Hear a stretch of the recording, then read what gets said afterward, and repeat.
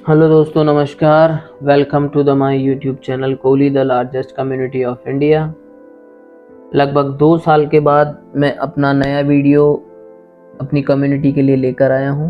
कुछ विशेष कारणों से मैं 2 साल तक वीडियो नहीं बना पाया, उसके लिए मैं क्षमा चाहता हूं। लेकिन ये टॉपिक ऐसा था जिस पर अभी तक शायद आपके सामने किसी ने वीडियो प्रस्तुत नहीं किया है, तो मैं आपके सामने आज विषय है मेरा कोहली वर्सेस कोहली। कोहली वर्सेस कोहली,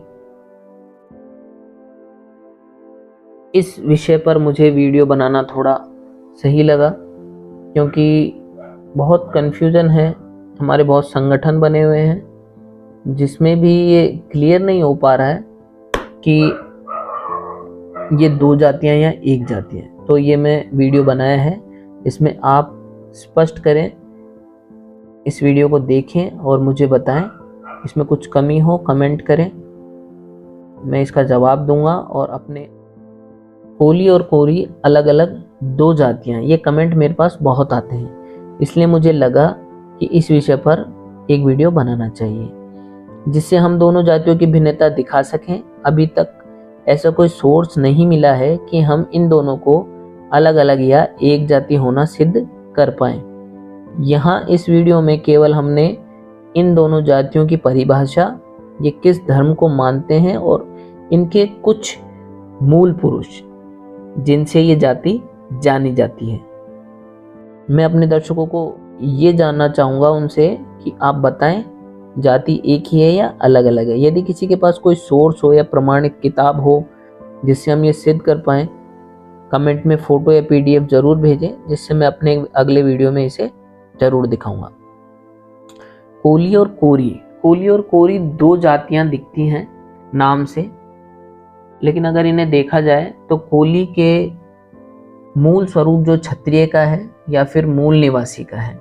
मूल निवासी यानी आज की अनुसूचित जाति, जिसमें हमारे महात्मा गौतम बुद्ध, राजा मानधाता, सम्राट अशोक की पत्नी जो कि लिच्छवी वर्ण से थी, राजा नागनायक, राजा सांवलिया सोड, कई लेखों व पुस्तकों में तानाजी मालुसरे एवं कान्होजी आंग्रे को कोहली जाति का दर्शाया गया है, किंतु आज उनके वंशज उनका कोहली होना स्वीकार बिल्कुल नहीं कर रहे हैं। या राजा यशवंतराव मुकने, ये राजा यशवंतराव मुकने पूर्ण रूप से महादेव कोहली हैं और आज भी इनकी गद्दी जवाहर स्टेट में है। दूसरी ओर है कोरी जाति। कोरी मूलतः इसका कोई विशेष व्यवसाय नहीं है। एक लंबा समय लेके चले तो बुनकर जाति इसे कहा जाता है, लेकिन ये खेती भी करती है, मजदूरी भी करती है, आज राजकीय नौकरियों में भी है। इसके मूल पुरुष अगर हम देखते हैं तो संत कबीर, वीरांगना झलकारी बाई जो कि रानी लक्ष्मीबाई की सेनापति थी, संत कनवा बाबा, महामहिम पूर्व राष्ट्रपति श्री रामनाथ कोविंद,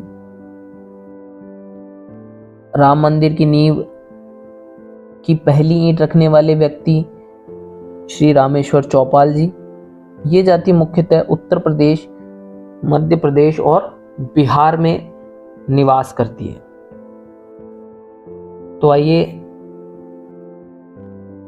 इन दोनों के बीच में तालमेल बिठाकर देखते हैं। आप कमेंट में ज़रूर बताइएगा कि मैंने जो सामग्री इकट्ठी की है और जिस प्रकार से ये वीडियो बनाई है आपको क्या समझ में आया। अगर कुछ गलत है तो वो भी कमेंट कीजिए, और अगर आपको अच्छी लगी तो वो भी मुझे बताइए। इन दोनों जातियों का इतिहास क्या था, वर्तमान में क्या खोया और क्या पाया, आइए जानते हैं। कोहली राजवंश। कोहली राजवंश से कोहली जाति सीधी सीधी कई ऐतिहासिक पुस्तकों में दिखाई देती है, कई शोधों में भी इसे सिद्ध किया गया है। बौद्ध इतिहास के ग्रंथ जो हैं उनमें भी कोहली और कोहली जाति सेम ही दिखाई देती है। इसका मूल स्वरूप क्षत्रिय, जो कि बौद्ध धर्म में खत्तिय कहा जाता है, और मूल निवासी मूल निवासी, जो कि भारत की मूलतः निवास करने वाली जातियों में से एक है। इसके मूल पुरुष हैं महात्मा गौतम बुद्ध, और जो कि शाक्य वंश थे, लेकिन इनकी माता जो थी और पत्नी जो थी वो दोनों कोलीय राजवंश से थी।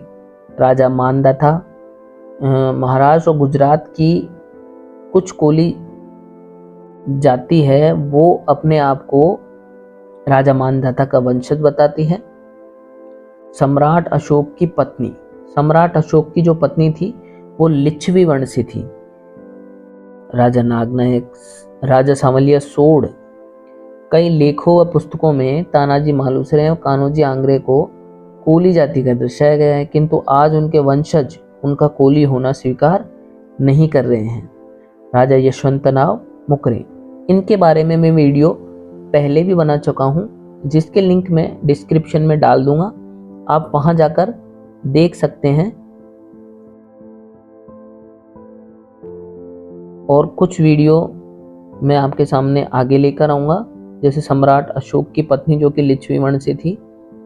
वैदिक काल, आइए देखते हैं वैदिक काल में कोली जाति का कहाँ स्थान था। गुजरात व मुंबई में बसने वाली घेड़िया कोली जाति की उपजाति है। ये भारत के गुजरात राज्य में रहती है। इन्होंने यह नाम सौराष्ट्र के घेड़ विस्तार से लिया है। घेड़िया कोली सूर्यवंशी होते हैं एवं ये जाति अपने आप को राजा मानदाता का वंशज बताती है। वो कहते हैं कि हमारे पुरखे रीढ़ की हड्डी से पैदा हुए थे। रीढ़ की हड्डी से आज तक राजा मानदाता का ही पैदा होना दिखाया जाता है। इनका सीधा अर्थ निकलता है कि ये सूर्यवंशी हैं और ये राजा मानदाता के वंशज हैं। बौद्ध काल, बौद्ध काल में जाते हैं तो साफ साफ इस समय में गणराज्य हुआ करते थे। उस समय की भारत जम्बूद्वीप गणतंत्र हुआ करता था। रामग्राम के कोलीय गणराज्य, जिसका रक्त संबंध सीधा शाक्य गणराज्य से था, जो कि बौद्ध काल का सर्वोच्च कुल था। क्योंकि बुद्ध के वंशजों की बात चलती है तो आज लोग कहते हैं कि हमें उनकी जाति या वंश से कोई मतलब नहीं है, क्योंकि हमें उनकी शिक्षाएं ग्रहण करनी चाहिए। उन्होंने जो शिक्षा दी वो ग्रहण कीजिए। वो ये बातें क्यों कहते हैं? क्योंकि आज कोली जाति अपना इतिहास भूल चुकी है और वो ये नहीं पहचान पा रही कि हमारे वंशज क्या थे, क्योंकि उनकी जाति को पूर्ण रूप से उल्लेखित किया ही नहीं गया है, जबकि उनका ननिहाल कोलीय वंश से था। आज इस जाति को आरक्षित वर्ग में रख दिया गया है। अलग अलग राज्यों में अलग अलग स्थान है।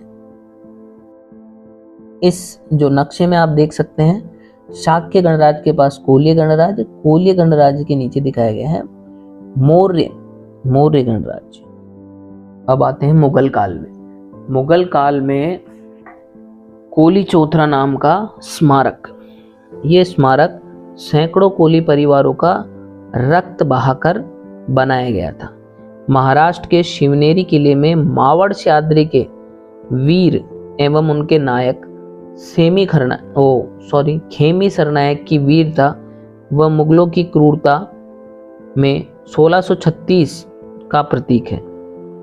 इस संघर्ष में लगभग 1600 से 2000 कोली परिवारों के सिर कलम कर उनका एक मीनार खड़ा कर दिया गया था। यहाँ बाद में एक स्मारक बनवा दिया गया। यही बाद में कोली गणों की शहादत का प्रतीक बना और महादेव कोली चौथरा कहलाया। कोली जाति के भी दिग्गज कम नहीं है, लेकिन हमें इसकी जानकारी नहीं है। गुजरात में श्रीमान माधव सिंह सोलंकी 4 बार गुजरात के मुख्यमंत्री रहे एवं 1 बार हमारे देश के विदेश मंत्री का पदभार भी इन्होंने संभाला था। 30 जुलाई 1927 को भरूच जिले के पिलूदरा गांव में एक साधारण क्षत्रिय कोली परिवार में जन्मे सोलंकी ने गुजरात की सियासत में पहली बार नया प्रयोग किया, जिसे खाम समीकरण कहा जाता है। खाम समीकरण के जरिए गुजरात की राजनीति पूरी तरह से बदल गई थी। इनकी जीवनी पर भी मैं वीडियो जल्द ही लेकर आऊंगा। अब बात करते हैं कोरी जाति की। कोरी जाति का मूलतः कोई विशेष व्यवसाय नहीं रहा है, लेकिन इसे ज़्यादातर बुनकर जाति के नाम से जाना जाता है। लेकिन आज देखा जाए तो ये मजदूरी भी कर रहे हैं, खेती भी कर रहे हैं, प्रशासनिक सेवाओं में भी जा रहे हैं। इसके प्रथम मूल पुरुष संत कबीर के रूप में सामने आते हैं, दूसरी वीरांगना झलकारी बाई, और फिर संत कनवा बाबा। संत कनवा बाबा के बाद में हमारे महामहिम पूर्व राष्ट्रपति श्रीमान रामनाथ कोविंद जी, और राम मंदिर की नींव की पहली ईंट रखने वाले व्यक्ति श्री रामेश्वर चौपाल जी, ये भी कोरी जाति से ही आते हैं। लेकिन इस बात का ज्ञान हर किसी को नहीं है, क्योंकि ये अपना सरनेम चौपाल लगाते हैं। चौपाल मुख्यतः उत्तर प्रदेश, मध्य प्रदेश एवं बिहार में ये जाति बसती है। कबीर साहब की जाति का कोई खास उल्लेख नहीं मिलता है, लेकिन उनकी रचनाओं से हमारे देश में क्रांति का काम किया था। उनकी कई रचनाओं से समाज में काफी बदलाव आया, अपनी छाप छोड़ी, जिसमें हमें थोड़ा बहुत ज्ञान हो पाता है कि किस जाति समाज से संबंध रखते थे। उनमें से एक रचना है, इसमें नीचे की जो सबसे नीचे की पंक्ति है, पर हरि काम राम कहीं बोरे, सुनी सिख बंधु मोरी, हरि को नाम अबे पद दाता, कहे कबीरा कोरी। इस रचना में कबीर ने खुद को साफ साफ कोरी कहा है। कोरी एक बुनकर जाति है, जिसे उर्दू में जुलाहा भी कहते हैं, क्योंकि कबीर धर्म बस जातिवाद के खिलाफ थे, इसलिए उन्होंने समाज में समानता पर जोर दिया। अब आगे हम बात करते हैं वीरांगना झलकारी बाई के बारे में। वीरांगना झलकारी बाई कोरी जाति से थी। झांसी की रानी लक्ष्मीबाई की नियमित सेना में महिला शाखा दुर्गा दल की सेनापति थी। वे लक्ष्मीबाई की हमशक्ल भी थी। इस कारण शत्रु को गुमराह करने के लिए वे रानी के वेश में भी युद्ध करती थी। अपने अंतिम समय में भी वे रानी के वेश में युद्ध करते हुए ही अंग्रेजों के हाथ पकड़ी गई और रानी को किले से भाग निकलने का अवसर मिला। उन्होंने प्रथम स्वाधीनता संग्राम में झांसी की रानी के साथ ब्रिटिश सेना के विरुद्ध अद्भुत वीरता से लड़ते हुए ब्रिटिश सेना के कई हमलों को विफल किया था। यदि लक्ष्मीबाई के सेना नायकों में से एक ने उनके साथ विश्वासघात न किया होता तो झांसी का किला ब्रिटिश सेना के लिए प्राय अभेद्य था। झलकारी बाई की गाथा आज भी बुंदेलखंड की लोक गाथाओं और लोकगीतों में सुनी जा सकती है। भारत सरकार ने 22 जुलाई 2001 में झलकारी बाई के सम्मान में एक डाक टिकट जारी किया है। उनकी प्रतिमा और एक स्मारक अजमेर राजस्थान में, उत्तर प्रदेश सरकार द्वारा उनकी एक प्रतिमा आगरा में स्थापित की गई है। साथ ही उनके नाम से लखनऊ में एक धर्मार्थ चिकित्सालय भी शुरू किया गया है। अब आगे बात करते हैं हम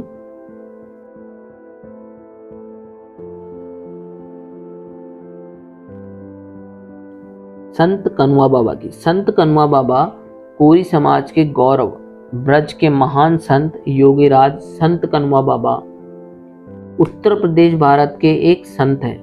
वह एक दयालु महान संत थे जिन्होंने अपने भक्तों के जीवन में कई चमत्कार किए थे। वह माता दुर्गा की बहुत बड़े भक्त थे। उनके मंदिरों में उनकी पूजा किया करते थे। कनवा बाबा को शिरडी बाबा के समान माना जाता था और उन्होंने अपने दिव्य स्पर्श से लोगों की बीमारियों को ठीक किया। उन्हें भगवान काल भैरव का दिव्यक्ष भी माना जाता है। उन्होंने पवित्र गंगा नदी के तट पर एक आश्रम स्थापित किया। उनकी बड़ी संख्या में अनुयायी हो गए। उनके सरल और मृदु व्यवहार से लोग बहुत प्रभावित हुए और कनवा बाबा के आध्यात्मिक प्रवचनों को सुना। भादो सुदी एकादशी को श्री कृष्ण जन्म स्थान पोतरा कुंड स्थित कनवा बाबा की बगीची पर विशाल मेले का आयोजन होता है। यहाँ श्रद्धालु खीर का भोग लगाते हैं और बाबा जी पर जात जड़ूले चढ़ाकर अपनी श्रद्धा प्रकट करते हैं। लोगों की मान्यता है कि यहाँ मांगी गई मनौतियां कभी खाली नहीं जाती। उनकी शिक्षाएं पवित्र माता पिता, शिव और शक्ति की भक्ति पर आधारित है। वे भक्तों को आग्रह करते हैं कि अपने जीवन में सौभाग्य प्राप्त करने के लिए ओम नमः शिवाय मंत्र का लगातार जाप करें।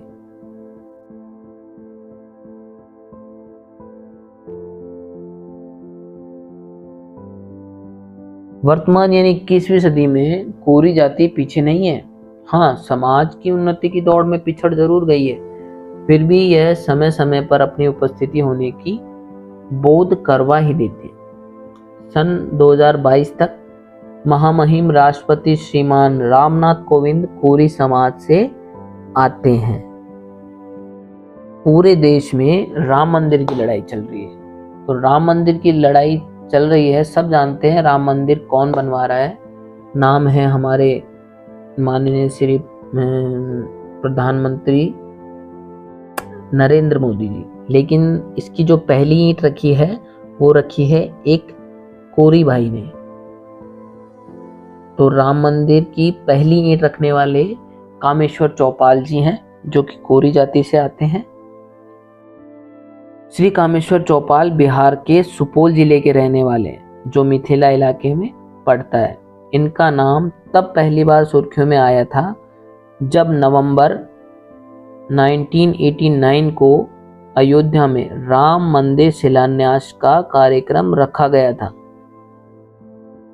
राम मंदिर निर्माण के लिए पहली शिला कामेश्वर चौपाल ने ही रखी थी। उस वक्त वे विहिप के संयुक्त सचिव थे। लेकिन देश में अलग अलग राज्यों में समाज की प्रतिष्ठा अलग अलग है। नशा एवं जुआ जैसे व्यसन व शिक्षा की कमी के कारण आज व्यवसाय एवं राजकीय पदों की दौड़ में पिछड़ गए हैं। राजनीतिक एकता न होने के कारण आज दूसरी जातियां अपना वर्चस्व लेकर बैठी हैं। इस प्रकार एक ही वीडियो में हम कोली समाज का पूरा गौरवशाली विवरण नहीं दिखा सकते, लेकिन जितना हो सका है मैं आपके सामने प्रस्तुत करने का प्रयास कर रहा हूँ। अगले वीडियो में कोली कम्युनिटी को गौरवान्वित करते रहने का सफ़र नई जानकारी के साथ जारी रहेगा। अगर आपके पास समाज के गौरव की कोई विषय वस्तु हो तो नीचे कमेंट में लिखें, मैं आपसे संपर्क करूंगा। अपना संपर्क का नंबर, ईमेल, व्हाट्सएप नंबर या अन्य कोई कांटेक्ट का तरीका आप कमेंट में लिखें, मैं आपसे संपर्क जरूर करूंगा।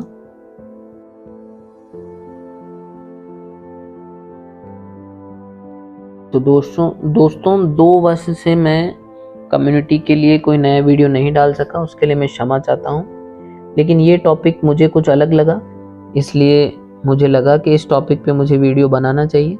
आपको कैसा लगा? अगर अच्छा लगा तो भी आप कमेंट कीजिए। अगर आपको पसंद नहीं आया, इसमें कुछ कमी लगी, तो आप भी वो कमेंट करके मुझे बताएं। मैं अगली बार अपने वीडियो में ज़रूर सुधार करूँगा और सुधार करके आपकी नज़रों में खरा उतरने की कोशिश करूँगा। प्लीज़ इस वीडियो को इतना ज़्यादा शेयर, कमेंट और लाइक दें ताकि मैं वीडियो बनाता रहूं और लोगों को पता चल जाए कि Koli the largest community YouTube channel दोबारा से शुरू हो चुका है और कम्युनिटी के बारे में नए नए वीडियोस लेके आ रहा है। तो धन्यवाद बहुत बहुत आपका ये वीडियो देखने के लिए। मैं नए वीडियो आपके लिए लेकर आता रहूँगा। Thank you for watching. Please hit like, share and comment my YouTube channel. Subscribe also. Thank you for watching. Bye.